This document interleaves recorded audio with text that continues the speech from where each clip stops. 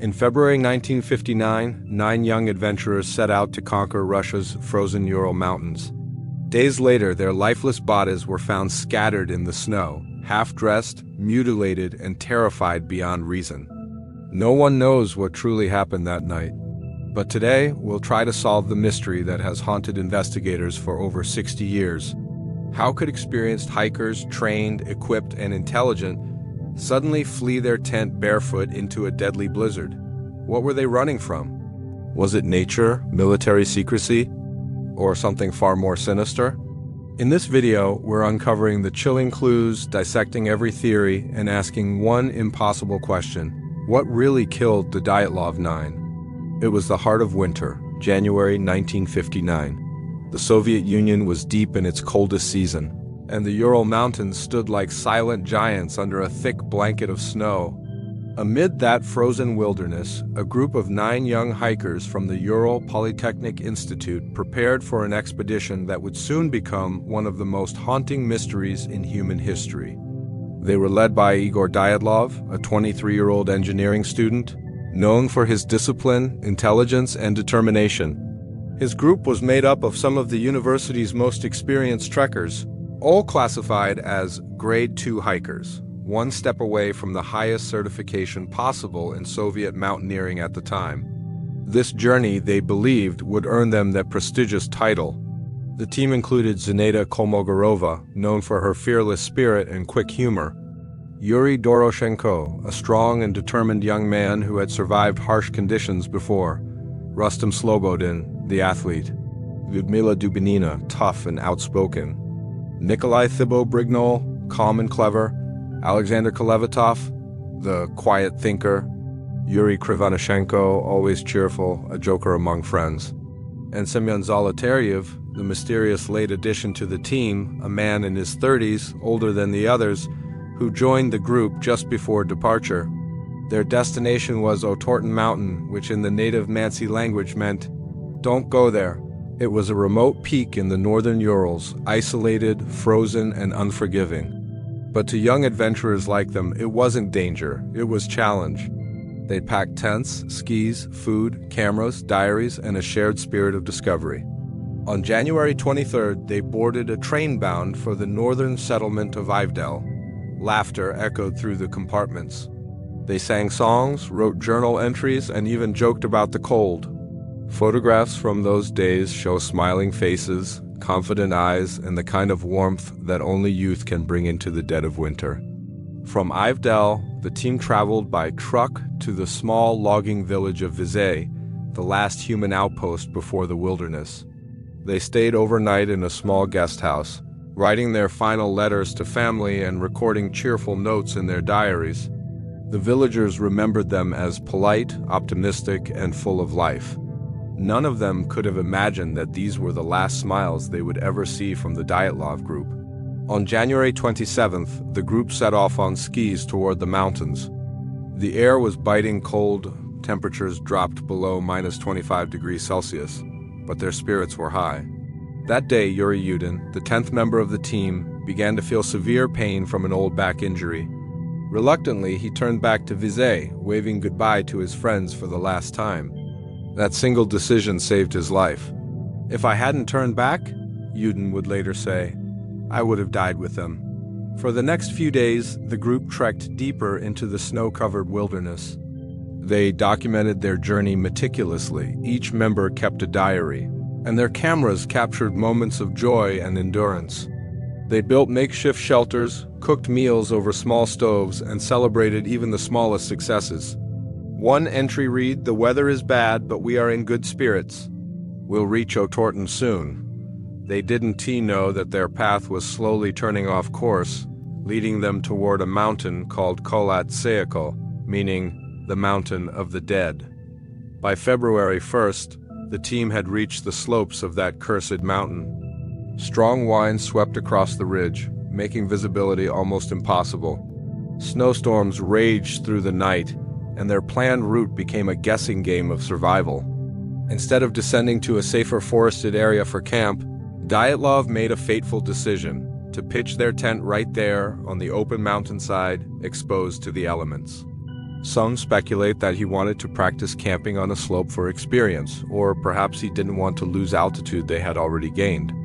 Whatever the reason, that single decision would become one of the most debated choices in the entire Dyatlov mystery. As night fell, the 9 hikers prepared their tent. The wind howled through the fabric. They cooked a modest meal, laughed a little, and crawled into their sleeping bags, recording their final entries. "Everything is fine," one diary note said. "We just have to endure the wind." Around 9 or 10 p.m., they likely went to sleep. That was the last time anyone ever heard from them.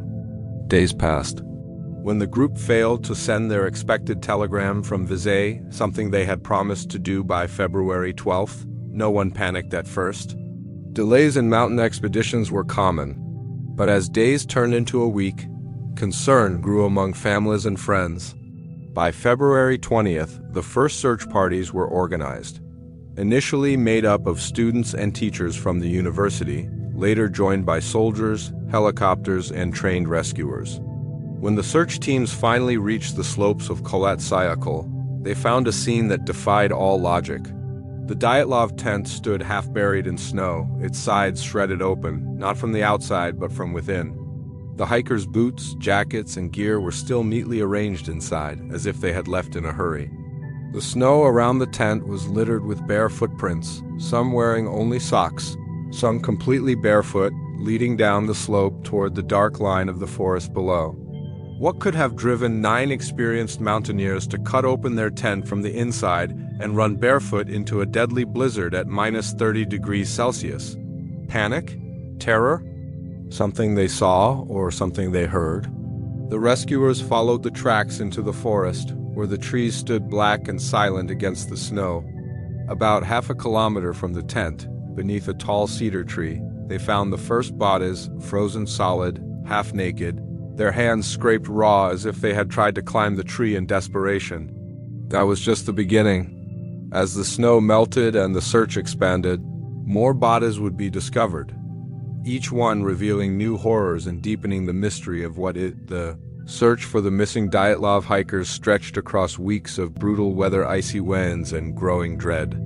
Families waited in silence, clinging to fading hope, while teams of students, volunteers, and Soviet military personnel combed the unforgiving slopes of the Ural Mountains. Snowdrifts were deep enough to swallow a manhole, and the temperature still hovered far below freezing. Every day that passed made the possibility of finding survivors smaller and the sense of mystery heavier. Then on February 26, 1959, one of the search teams finally made a discovery. As they climbed a ridge near the base of Kholat Syakhl, they noticed something strange sticking out of the snow. It was a corner of a tent, collapsed, half-buried, and eerily still. At first, they hoped it was just a camp left behind by the hikers. But as they drew closer, hope turned to confusion and confusion to fear. The tent had been cut open from the inside. Long, clean slashes ran through the fabric as though the people inside had sliced their way out in a panic. The tent was still filled with all their belongings, neatly arranged boots, jackets, cameras, diaries, food supplies, and even a flask of vodka. The hikers' skis were stacked nearby to create a flat surface for sleeping, and the snow inside showed signs of hasty movement. But what stopped the rescuers cold was the realization that no one had taken their winter gear. Coats, boots, gloves, all left behind. Whoever had been in that tent had fled into the frozen night wearing little more than underwear and thin shirts. It was an impossible sight.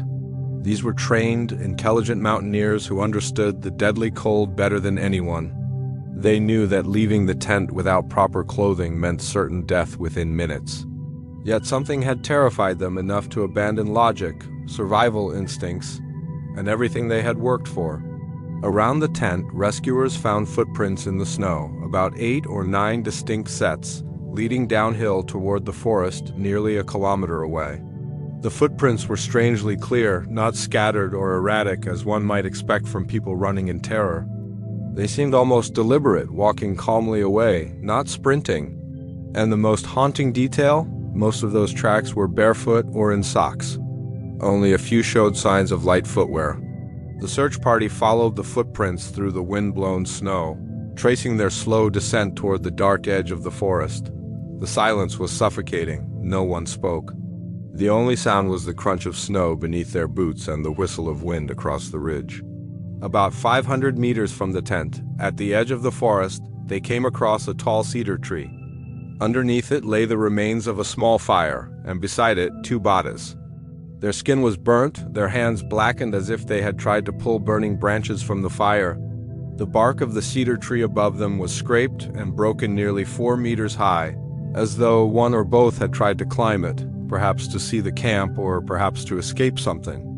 Their fingers were torn and bloodied, their bodies stiff and twisted in unnatural positions. Rescuers looked around the scene and noticed something else: fragments of clothing scattered nearby, torn pieces of fabric that would later be found to contain traces of radiation. But in that moment, no one could make sense of what they were seeing. 2 men, half-dressed, dead by a fire that had gone out hours earlier, beneath a tree marked by frantic clawing. And still, 7 others were missing. From the cedar, the searchers fanned out through the snow. Not far away, about 300 meters from the tree, they found 3 more bodies, those of Igor Dyatlov, Zinaida Kolmogorova, and Rustam Slobodin. Their positions told a silent story of struggle and desperation. Dyatlov was lying on his back, one hand clutching a branch as if trying to pull himself toward the camp. Zinaida was face down, her body frozen mid-motion, reaching in the same direction. Rustam was found a few meters behind them, half buried in the snow. It looked as if the 3 had tried to crawl back up the slope toward the tent, toward warmth, toward survival, but had collapsed one by one in the freezing wind. Autopsies would later show that these 3 had no fatal injuries, only signs of hypothermia. But Rustam had a small fracture in his skull, not enough to kill him, yet strange given the circumstances. Even stranger was the discovery that some of them were wearing pieces of clothing from the 2 Yuris, as though they had taken garments from their dead friends in a desperate attempt to stay alive. 5 bodies had been found. 4 were still missing. For weeks, the search continued, now a grim mission under the full control of Soviet authorities. Soldiers with metal detectors and avalanche probes scoured the area. Snow was dug out by hand. The mountain gave up its secrets slowly. And finally, in early May, when the spring thaw began to melt the snow, the last 4 hikers were discovered, but not where anyone expected. Their bodies were found in a deep ravine, about 75 meters further into the forest, buried beneath 4 meters of snow. The small stream nearby had frozen over them, preserving their final expressions. What rescuers found there was beyond disturbing. Lyudmila Dubinina was missing her eyes, her tongue, and part of her lips. Nikolai Thibault-Brignol had a massive skull fracture. Alexander Kolevatov had broken ribs and strange neck injuries. And Semyon Zolotaryev, the oldest member, had his ribs crushed inward as if struck by enormous pressure, yet with no external wounds, no bruises, no cuts. The ravine bodies were also dressed more warmly, wearing coats, boots, and layers, apparently taken from their fallen comrades. It suggested that the group had tried to regroup, to survive, to fight against the cold and whatever had driven them from their tent. But the conditions they died in defied every logical explanation. The injuries were too severe to be caused by falling and too strange to be from an attack. The skin of some appeared tanned, and traces of radioactive contamination were found on their clothes. When investigators returned to the tent site, they noted that the slope wasn't steep enough for a natural avalanche, the theory that would later be proposed and debated for decades. The arrangement of the bodies, the missing eyes and tongue, the slashed tent, and the calm footprints all painted a picture that no one could piece together. Each clue seemed to contradict the next. And as the investigation deepened, the mystery grew darker, because soon the Soviet authorities would step in, silence the findings, and bury the truth beneath a blanket of secrecy that would last for generations. Happened on that frozen mountainside in 1959, when the 9 hikers of the Dyatlov expedition were finally brought down from the frozen slopes of Kholat Syakhl. The horror of what had happened began to unfold, not through words, but through wounds. The official autopsies, conducted in a small morgue in the town of Ivdel, quickly revealed that this was no ordinary tragedy of exposure. These young men and women had not simply frozen to death. Their injuries defied logic, science, and the experience of any mountaineer or investigator who looked upon them. The first 5 bodies discovered, those of Igor Dyatlov, Zinaida Kolmogorova, Rustam Slobodin, and the 2 Yuris, Doroshenko and Krivonishenko, appeared to have died from hypothermia, but even that conclusion felt strange. Each of them was found in bizarre states of undress, missing clothing in temperatures that could kill within minutes. The 2 Yuris had burns on their hands and legs, as if they had stood too close to the fire they built under the cedar tree. Their fingers were raw and bloody, suggesting they had tried to climb the tall pine in a desperate attempt to see the tent, or maybe to escape something lurking in the darkness. When investigators examined Dyatlov's body, they noticed minor abrasions and bruises, nothing severe enough to cause death, but enough to suggest a struggle or a fall. His fists were clenched, his face frozen in a look of grim determination, as if he had fought against whatever had driven them from their tent until his final breath. Zinaida had similar injuries, bruises on her hands, cuts on her face, and a deep bruise along her ribs. Her position in the snow told a silent story of courage.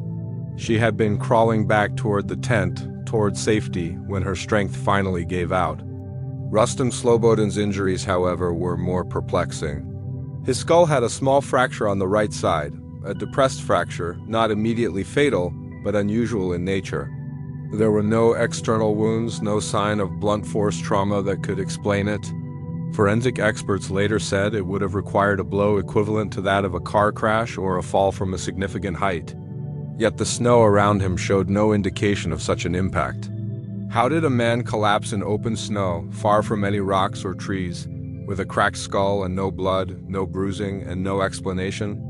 But it was when the remaining 4 bodies were found in the ravine that the investigation took a disturbing turn. These were not the injuries of people who simply froze to death. Lyudmila Dubinina, one of the toughest and most experienced hikers in the group, had multiple broken ribs, her chest cavity crushed inward with enormous force. Her tongue was missing, her eyes were gone, and part of her lips and facial tissue had been removed. Some said it looked as though they had been eaten away, perhaps by scavenging animals or the current of melting snow, but others in the investigation weren't so sure. The wounds seemed too clean, too precise. Next to her, the body of Semyon Zolotaryev, the oldest of the group and a war veteran, was found lying face down in the snow. He too had massive chest injuries, broken ribs and collapsed lungs, yet no external wounds. His camera, strangely, was still around his neck, as if he had been trying to photograph something in the chaos. Some accounts say that when his body was turned over, his expression was one of shock, frozen in an almost lifelike grimace. Nikolai Thibault-Brignol, found near them, had a severe skull fracture, the kind of injury that could only be caused by a massive force, like being struck by a speeding vehicle or being hurled against something solid. And yet, the terrain where his body lay offered no such object. There were no rocks nearby, no evidence of impact. His injuries were internal, bone-crushing, but with skin intact. Alexander Kolevatov, the last of the group, showed signs of trauma to his neck and had a broken nose. His skin had taken on a strange orange-gray hue, similar to the others, and his hair appeared darker, as if discolored by radiation or intense cold. His watch had stopped at 8:45, another eerie timestamp frozen in time. When medical examiners compared notes, they were baffled. These injuries, crushed ribs, shattered skulls, and massive internal trauma without external damage, resembled those found in high-impact accidents such as plane crashes. But here, in the middle of nowhere, in deep snow, how could that happen? There was no sign of an avalanche, no heavy object that could have fallen on them, and no indication of external violence. Even more confusing was the fact that 3 of the bodies emitted mild levels of radiation, particularly on clothing items belonging to Dubinina and Krivonishenko. Investigators initially dismissed it, but when the readings were verified, the question became unavoidable. Where did it come from? The Soviet authorities grew uneasy. Scientists and military officials began visiting the site, taking samples of soil and clothing, whispering among themselves and quietly removing evidence. Some files were immediately marked classified, and access to the area was restricted for years afterward. The official reports described the cause of death for several hikers as a compelling natural force, a phrase so vague and ominous that it only deepened public suspicion. The state autopsy results painted a picture that didn't match reality. Bodies that should have frozen solid were found in positions suggesting they had been thrown or struck. Some had radioactivity. Others had orange-tinted skin and gray hair, as though scorched by something unseen. Their clothes were swapped, torn, and strangely mismatched, pieces from one body found on another, as if they had been stripped and redistributed in desperation. Even the manner in which their tent had been slashed open from, the inside seemed to echo the panic that their bodies now silently testified to. Then came the whispers, theories that circulated quietly among investigators before being silenced. Some speculated about secret Soviet military experiments, about parachute mines or missile tests that could have created shockwaves strong enough to crush bones without leaving external wounds. Others spoke of infrasound waves produced by the mountain's unique shape, vibrations capable of inducing fear and panic in humans, driving them mad in the darkness. There were those who swore the hikers might have seen something they weren't meant to, strange lights in the sky, glowing orbs that others in nearby villages reported around that same night. And then there were the stories too wild to print, tales of strange footprints, of beings not entirely human, of something that moved in the storm and made them flee their tent in terror. But among the investigators, one truth became clear. These 9 young people had encountered something beyond their understanding. Their wounds were real, their fear was evident, and yet their final moments remained impossible to reconstruct. Each autopsy deepened the mystery instead of solving it. The cause of death may have been labeled as unknown, but the implication was clear. Whatever had happened in that camp, it was violent, sudden, and unlike anything ever recorded in the annals of mountaineering history. As investigators dug deeper into the Dyatlov Pass tragedy, it didn't take long for the story to slip from a simple rescue mission into something far more secretive, something that began to feel like a controlled operation. At first, the searchers had been students, teachers, and a few local guides. But after the discovery of the mutilated bodies and the inexplicable injuries, the Soviet military suddenly took charge. The atmosphere around the case changed overnight. Armed officers arrived by helicopter, commanding the site, ordering local rescuers away, and taking full control of the evidence. No one was allowed to question orders, and even fewer dared to ask why. When investigators first examined the clothing of the dead, they discovered something deeply unsettling: radiation. Several garments, including those worn by Lyudmila Dubinina and Yuri Krovanichenko, gave off measurable readings of radioactive contamination. It wasn't high enough to be immediately lethal, but far above what could be explained by natural exposure. These were not soldiers or nuclear workers. They were university students on a ski trip. The presence of radiation on their clothes was impossible to explain, and yet within days, the findings were quietly sealed under classified reports. Rumors began to spread within the local investigation team. Some whispered that the hikers had accidentally stumbled into a secret Soviet weapons testing zone, an area where the military had been experimenting with high-powered explosives or radioactive materials.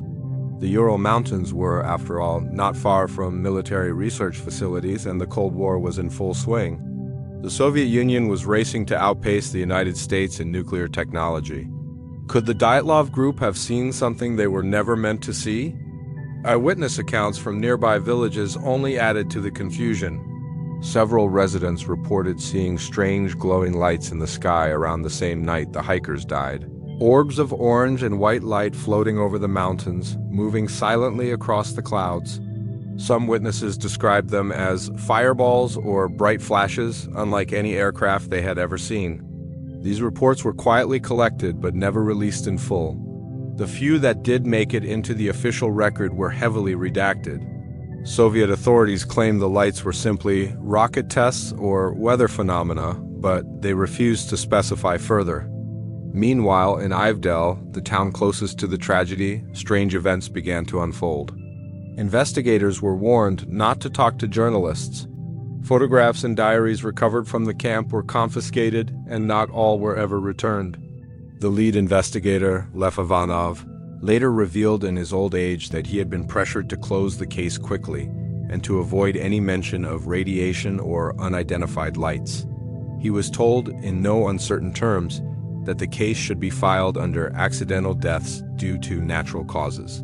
Years later, Ivanov admitted that he personally believed there was something unearthly about the incident, something beyond human understanding. Back in the mountains, the secrecy became even stranger. The area where the hikers had died was quickly declared off-limits for decades. Military patrols kept watch, and those who tried to visit the site were turned away. Local Mansi tribes, who had lived in the region for centuries, were questioned harshly, accused at one point of killing the hikers, an accusation that made no sense and was later dropped. The Mansi knew those slopes well and avoided them out of respect for the mountain they called Kholat Syakhl, the mountain of the dead. They claimed that it was a cursed place where the spirits of the land punished those who trespassed. For the Soviet authorities, such folklore was nonsense, yet even they refused to explain why the site had to be closed to the public for years afterward. The recovered photographs from the hikers' cameras painted an eerie picture of the last days of their journey. Most of them showed cheerful moments, group poses, laughter, and snow-covered trails. But the final few frames, especially those taken on the last night, were disturbing, blurry lights in the sky.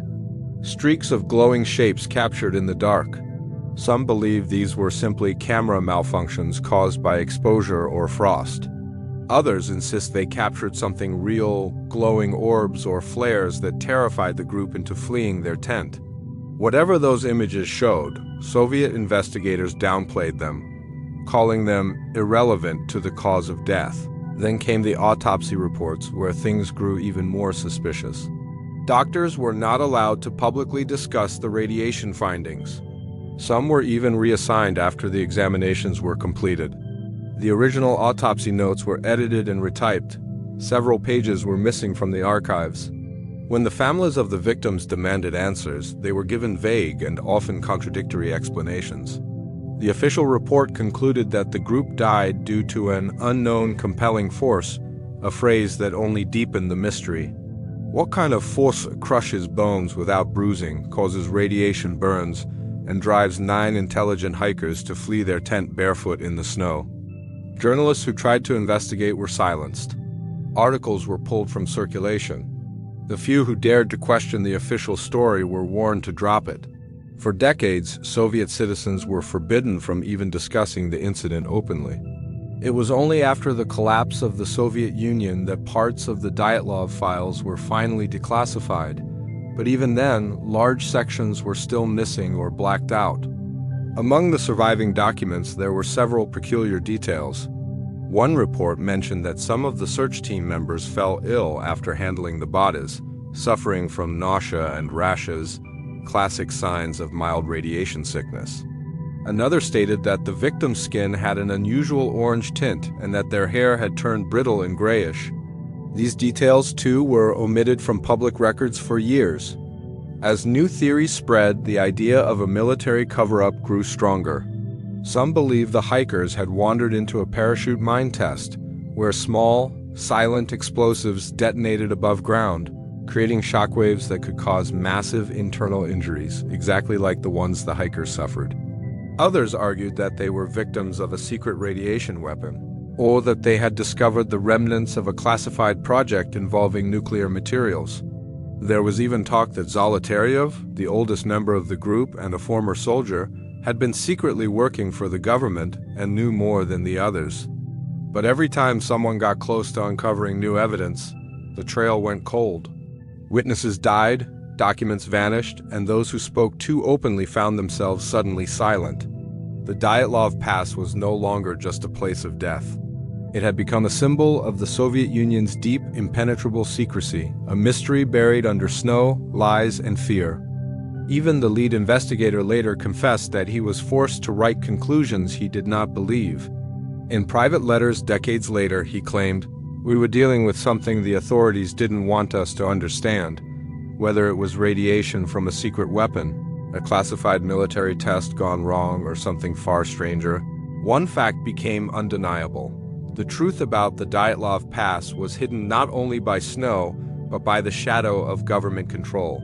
The Dyatlov Pass Incident has spawned countless theories, each one an attempt to explain what could have driven 9 experienced hikers to flee their tent in terror, barefoot into a deadly blizzard, and meet such horrific ends. For decades, investigators, scientists, journalists, and conspiracy theorists have wrestled with the evidence, trying to fit the impossible puzzle pieces together. But every answer seems to open a dozen more questions. The first and most traditional explanation was the avalanche theory. Investigators in 1959, desperate for something logical, proposed that a sudden snowslide struck the tent, scaring the hikers into cutting their way out and fleeing for safety. It sounded simple until you looked closer. The slope where the tent stood was not steep enough for an avalanche, and no signs of one were ever found. The tent itself was still partially standing, held by its ski poles, untouched by any mass of snow. If an avalanche had occurred, it would have buried everything: the tent, the gear, even the footprints leading away. But the footprints were there, crisp and clear. The avalanche theory collapsed as quickly as it was introduced. Then came the katabatic wind theory, violent, invisible gusts that rushed down from mountain slopes with terrifying force. Some scientists argued that these winds might have created low-frequency vibrations known as infrasound, capable of inducing panic and disorientation in humans. According to this idea, the hikers, in a state of sheer terror caused by the sound waves, fled their tent without understanding why, driven by a primal fear. It's a haunting thought. 9 people, perfectly sane, suddenly struck by an invisible wave of panic in the dead of night. But skeptics argue that even in such a scenario, once outside in the freezing cold, at least some would have come to their senses and returned to the tent. None did? Another possibility was military involvement. During the height of the Cold War, the Ural Mountains were a site for secret Soviet weapons testing. Some researchers believe the group accidentally stumbled upon a classified operation, perhaps a missile test, or the explosion of parachute mines, experimental bombs that detonated silently in the air and released shockwaves powerful enough to crush bones. These mines could explain the hikers' internal injuries, massive pressure damage without external wounds, as well as the glowing lights seen in the sky that night. It would also explain the government's swift cover-up, the radiation traces on their clothes, and the sealed files. But if it was a military test, why were their bodies left to be discovered at all? Why not recover everything, erase the evidence completely, and write it off as a simple disappearance? Some suggest that the authorities didn't know exactly where the hikers had been, or that the searchers found them before the military could. Others think the officials deliberately left clues of mystery to divert attention from the truth. And then there's the UFO theory, one of the most controversial but enduring explanations. Multiple witnesses from nearby villages and even soldiers stationed miles away reported seeing bright orange orbs in the night sky during the same period. Some said the lights hovered motionless. Others described them darting and changing direction like no aircraft could. The final photos taken from the hikers' cameras show blurry streaks of light cutting across the darkness, not easily explained as stars or flares. Could they have seen something they shouldn't have? Something that made them panic? Or were they the victims of an encounter beyond human understanding? Skeptics dismiss the UFO idea as fantasy, but the strange radiation readings, the lack of physical attacker evidence, and the witnesses' descriptions of the lights keep it alive. Even respected Soviet investigators like Lev Ivanov hinted decades later that balls of fire had been observed by military radars on the night the group died. He was forbidden to include that information in his report. Others turned to something even more primal, the idea of a creature. The hikers' diaries and photos show large footprints near their camp, far too big to belong to any of them. Some researchers connected these to legends of the Yeti, or a wild humanoid creature said to roam the Ural wilderness. It sounds unbelievable, but the Soviet media itself published a satirical article in 1959 titled, "The Abominable Snowman Lives in the Northern Urals." The timing was odd, the same period the investigation was still ongoing. Could it have been a subtle attempt to misdirect the public, turning fear into ridicule while the real cause remained hidden? Still, the idea of a beast attack doesn't fit the evidence. No signs of animal mauling were found, and the hikers' injuries were far too severe and clean to be caused by claws or fangs. The group's own photos show nothing out of the ordinary, at least nothing obvious. But some claim that in one of the final frames, taken from a distance, a shadowy human-like figure can be seen standing in the background among the trees. Many say it's just a trick of the light, others are not so sure. There's also the secret experiment theory, which ties into the presence of radioactive material. Some suggest that the hikers were unknowingly part of a scientific or military study involving radiation exposure or psychological endurance. The Soviet Union was infamous for human experiments conducted under extreme conditions. The fact that several of the hikers worked in fields related to nuclear materials only deepens suspicion. Could they have carried contaminated equipment, or were they being monitored for something they didn't even know about? Another strange hypothesis points to escaped convicts or local tribes that the hikers were attacked by humans. But this theory fails quickly under scrutiny. There were no other footprints in the snow except their own, no weapons, and no evidence of struggle or robbery. Nothing was stolen from the camp. Whoever or whatever terrified them didn't come from outside. It was something that made them destroy their own, shelter from within, and run headlong into the storm. Years later, scientists using modern computer simulations revisited the avalanche theory, arguing that a small, delayed snow slab might have fallen on the tent, pressing it down and forcing the hikers to flee in panic. It could explain the tent damage and some of the injuries, but still, the lack of avalanche debris, the calm footprints, and the fact that they didn't return make it hard to believe. No single theory can explain everything. Each possibility, natural disaster, weapon test, alien encounter, or psychological breakdown, answers a few questions while creating many more. Why were some of their bodies irradiated? Why were their eyes and tongue missing? Why were official reports censored, witnesses silenced, and the site closed for decades? What kind of compelling force did the Soviet files describe, and why did they never name it? The Dyatlov Pass Incident sits at the crossroads of science, secrecy, and the supernatural. Every theory touches the truth but fails to hold it. And the deeper one dives, the more the lines blur between fact and fear, reason and mystery, history and legend. More than 6 decades after that bitterly cold night in February 1959, the Dyatlov Pass Incident continues to haunt historians, scientists, and mystery lovers alike. The story refuses to die, not because of the horror it holds, but because of the questions that never found answers. It stands as one of the most disturbing puzzles in modern history, a riddle that defies time, logic, and even human understanding. In the years following the tragedy, the Soviet authorities were quick to close the case, claiming that the hikers died from a compelling natural force. But what was that force? Those words only deepened the intrigue. For decades, the truth remained buried under state secrecy, hidden behind locked archives and bureaucratic silence. Families of the victims demanded answers. Journalists risked their careers to uncover documents, and amateur investigators retraced the group's final path into the icy Ural wilderness. Each one came back with more theories, more confusion, and more ghosts. When the case files were finally declassified years later, they raised more doubts than they solved. Photographs recovered from the hikers' cameras revealed haunting images, some smiling and ordinary, others eerie and inexplicable. One of the final frames showed glowing orbs in the night sky, while others captured blurred human figures at a distance. The diaries, too, ended abruptly, as if the group's story had been cut off mid-sentence. Nothing in their writings suggested fear or conflict, nothing indicated panic. They were experienced mountaineers, disciplined and calm, until something extraordinary shattered that calm forever. The Dyatlov Pass Incident soon grew beyond its borders. Western journalists got hold of the story in the 1960s, turning it into a global mystery.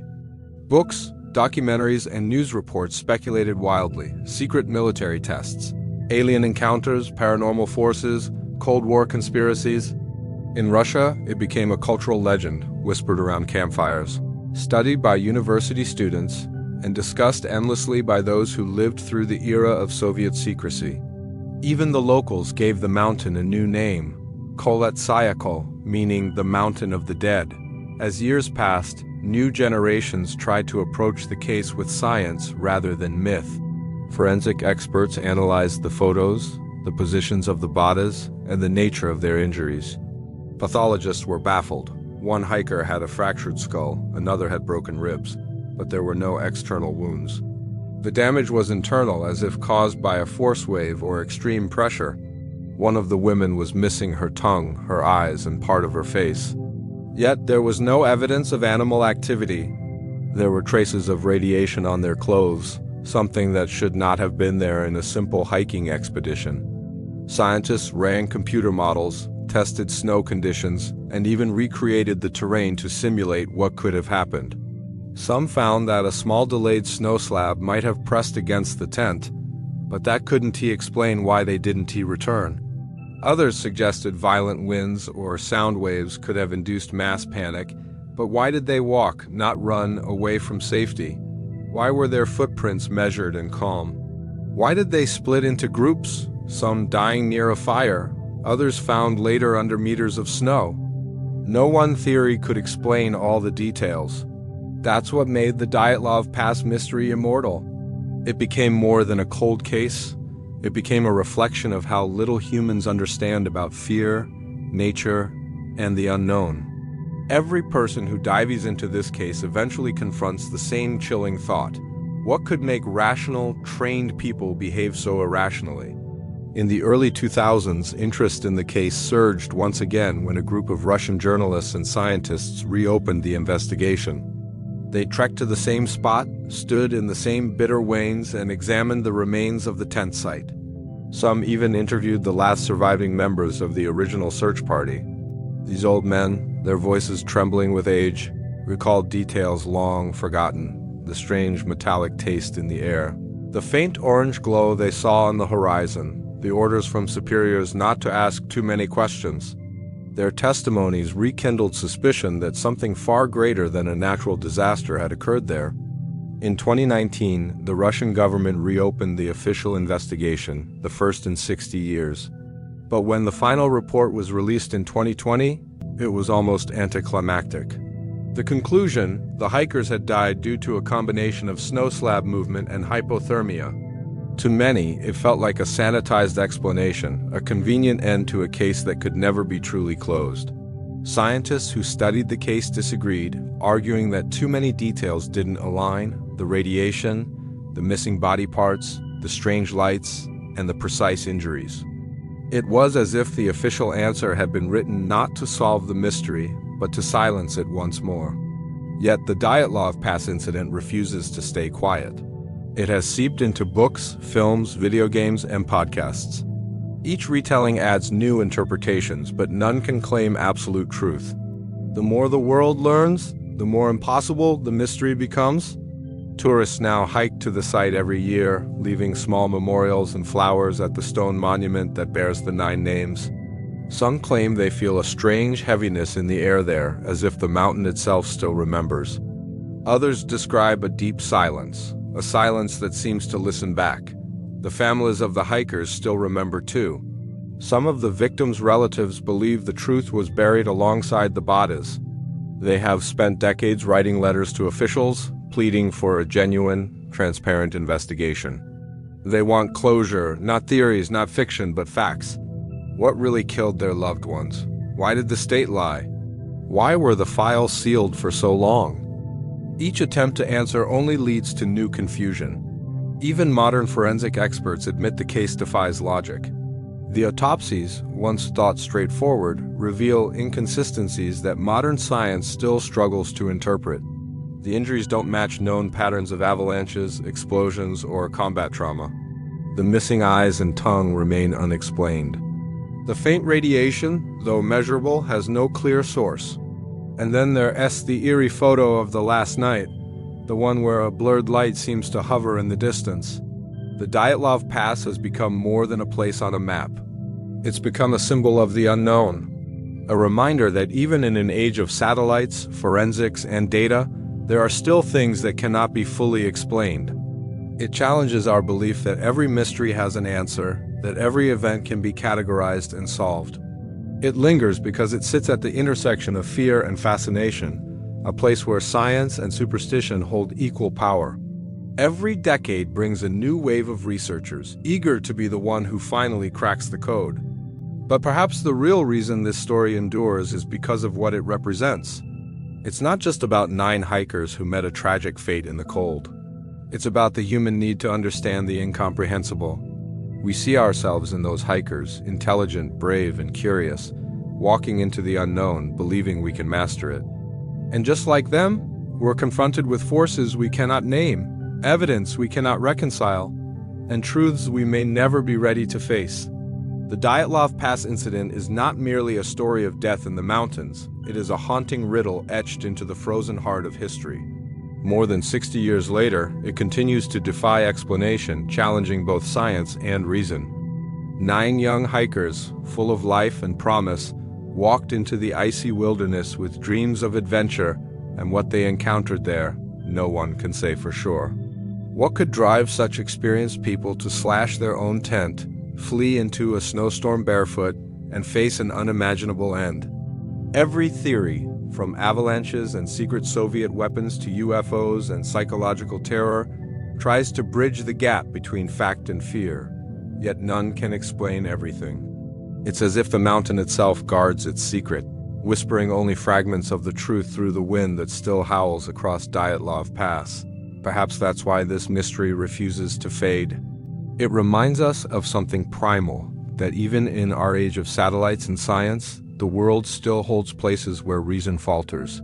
The Dyatlov Pass stands as a silent monument to the limits of human understanding, to the fragility of logic in the face of the unknown, and to the courage of those 9 souls who met something far greater than they could comprehend.